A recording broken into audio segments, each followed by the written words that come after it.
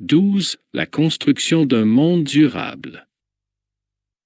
Alors que votre monde entame sa progression vers la notion de durabilité et de respect de l'environnement, il nous semble important de rappeler l'intégration de l'humain conscient dans la nature qui l'entoure. Vous avez cru, et encore une fois, c'est une erreur de beaucoup de mondes habités, que les ressources de votre planète seraient sans cesse équilibrées et qu'il y aurait toujours assez de matière pour faire. La nature est l'exemple à suivre dans ce genre de considération, car la nature n'utilise que les matériaux qu'elle peut reconstruire. Les animaux dans leur milieu naturel ne prennent que ce qui leur est nécessaire, et pas plus. Ainsi, il vous a fallu attendre le début de votre siècle précédent pour comprendre que les forêts étaient le poumon de votre terre et que la déforestation allait entraîner, en cascade, une multitude d'événements conduisant l'humanité à sa perte. Et nous disons bien à sa perte, car si l'humain disparaissait, la nature finirait par reprendre ses droits.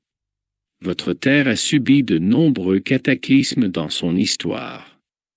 La nature a toujours survécu à cela, car son unité et sa symbiose avec les autres règnes l'ont régénérée à une vitesse bien supérieure à ce qu'ont imaginé vos études actuelles. La clé des mondes modernes et spirituels est le mot-clé de recyclage. Sur Terre 2, seuls les matériaux recyclables à l'infini sont présents. L'humanité de Terre 2, en contact avec vos frères galactiques, a créé de nouveaux matériaux que vous pourriez appeler métal vivant. En fait, les travaux effectués en nanoparticules et en botanique ont permis de créer des matériaux que vous appelleriez métaux tout en y associant des plantes ou champignons dont les caractéristiques mécaniques, en termes de gestion de la pression ou de gestion de la température et même la bioreconstruction, vous étonneraient. Ces matériaux intelligents s'autoréparent. Les biométaux furent un des grands progrès de Terre 2, car leur composition peut être refondue à l'infini pour créer de nouveaux matériaux à nouveau.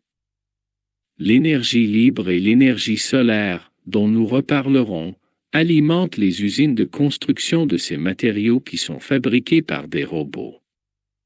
Ce matériau de base est ensuite fourni sous forme de briques élémentaires de toutes les tailles pour être inclus dans tous types de projets, d'une maison à un vaisseau spatial. L'intégration des biomatériaux fait qu'une maison construite sur Terre 2 entre en phase avec la nature qui l'entoure.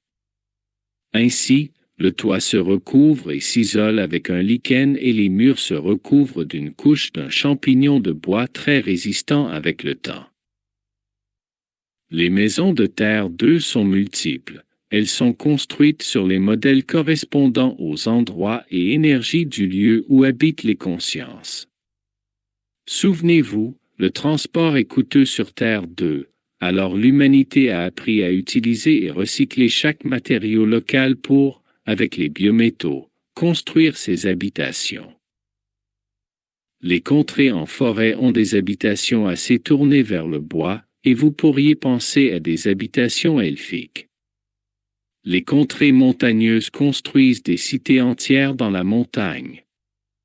Selon le lieu, ces cités sont troglodytes ou de cristal, car il existe aussi une technologie pour amplifier la pousse des cristaux par mille et en faire un matériau de construction comme votre marbre actuel. Cependant, le règne minéral est respecté, et avant de prélever un morceau de minéral, les prêtres demandent la permission à l'esprit des cristaux. Si celui-ci refuse, ce qui est assez rare, les cristaux sont laissés sur place. Dans les contrées plus sablonneuses, le sable est converti en un verre et il est aussi associé à des algues ou d'autres minéraux. Dans les cités sur la mer, ce sont les nombreuses algues qui sont converties en un matériau.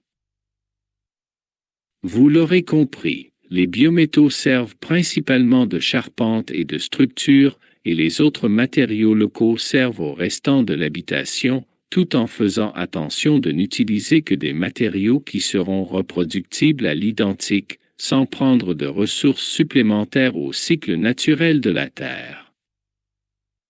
Afin d'aider Terre 2 dans son cycle de reproduction d'arbres, de plantes, d'algues ou de corail, un engrais est constitué par le recyclage. Il est à signaler que sur Terre 2, les corps sont considérés comme naturels, ainsi, après une période de duel, ils sont eux aussi recyclés.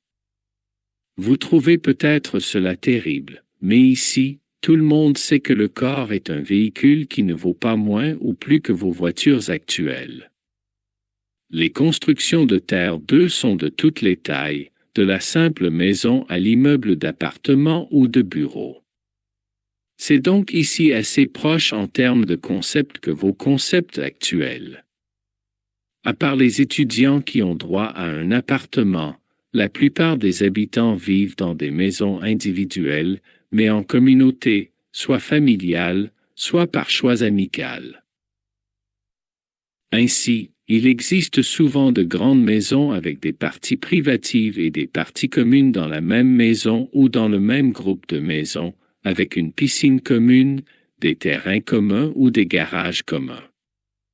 L'idée est encore et toujours de partager un maximum de ressources pour en construire moins et, en termes de coûts, quand des amis décident de faire cela, ils peuvent joindre leurs subventions et obtenir, avec ces lieux communs partagés, un niveau de vie plus agréable sans doute. Si une personne désire la communauté ou son lieu d'habitation, la maison est proposée dans le système informatique de la ville. Souvenez-vous que si une personne achète cette maison proposée, elle la paiera avec juste une partie de sa subvention et pourra utiliser le reste autrement. Ce principe incite à utiliser au maximum les maisons existantes.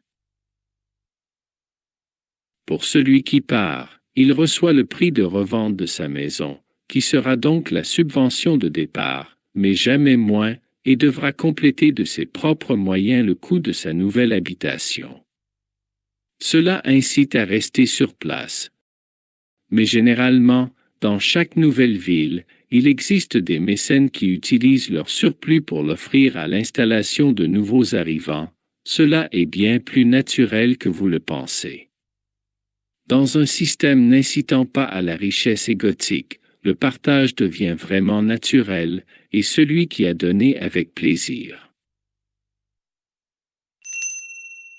Nous devons préciser que sur Terre 2, les lieux d'habitation des animaux ne sont pas détruits. Ils sont, au pire, délocalisés dans un lieu adéquat à la population déplacée. Le règne des animaux est aussi respecté en tant que gardien de l'écologie du monde, car chaque espèce a sa place dans le maintien de la vie sur Terre. Et si certaines espèces sont régulées en termes de reproduction, elles ne sont pas massacrées par les consciences, devenues végétariennes depuis bien longtemps sur Terre 2.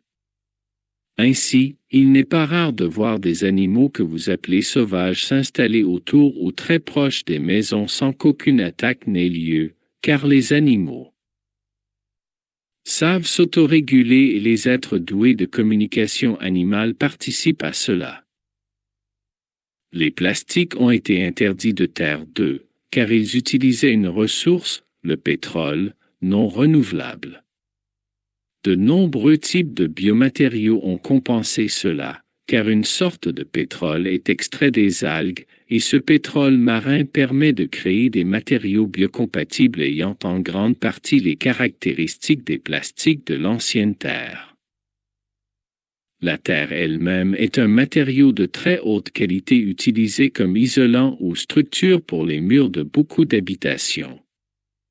Ainsi, l'énergie même de ces maisons et lieux d'habitation ou de travail est propice au développement de l'âme et aussi à la préservation de la santé des corps anciennement malmenés par l'utilisation de tellement de matières non biocompatibles.